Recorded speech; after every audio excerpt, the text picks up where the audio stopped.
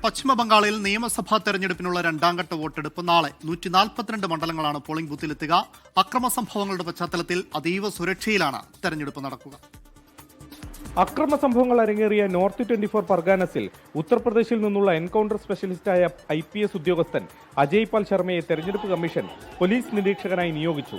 ബുദ്ധിമോശം കാണിച്ചാൽ താൻ വേണ്ടത് ചെയ്യുമെന്ന് തൃണമൂൽ സ്ഥാനാർത്ഥിക്ക് അജയ് പാൽ മുന്നറിയിപ്പ് നൽകുന്ന വീഡിയോ പ്രചരിക്കുകയാണ്. തെരഞ്ഞെടുപ്പ് കമ്മീഷൻ സുരക്ഷയുടെ പേരിൽ ഭയപ്പെടുത്താനുള്ള ശ്രമമാണ് നടത്തുന്നതെന്ന് തൃണമൂൽ ആരോപിച്ചു. സംസ്ഥാനത്ത് 1500-ലേറെ പേരെ സുരക്ഷാ പ്രശ്നം ചൂണ്ടിക്കാട്ടി ഇതുവരെ അറസ്റ്റ് ചെയ്തിട്ടുണ്ട്.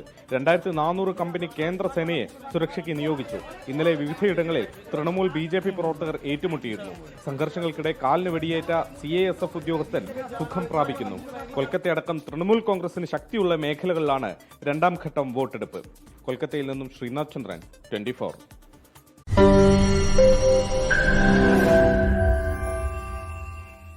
ലോകത്തെവിടെയായാലും ഏത് സമയത്തും 24 വാർത്തകളും ഓഗ്മെന്റഡ് റിയാലിറ്റി പാക്കേജുകളും എക്സ്പ്ലെയിനറുകളും വിശദമായി കാണാൻ ഞങ്ങളുടെ YouTube ചാനൽ നിങ്ങൾക്ക് സബ്സ്ക്രൈബ് ചെയ്യാം.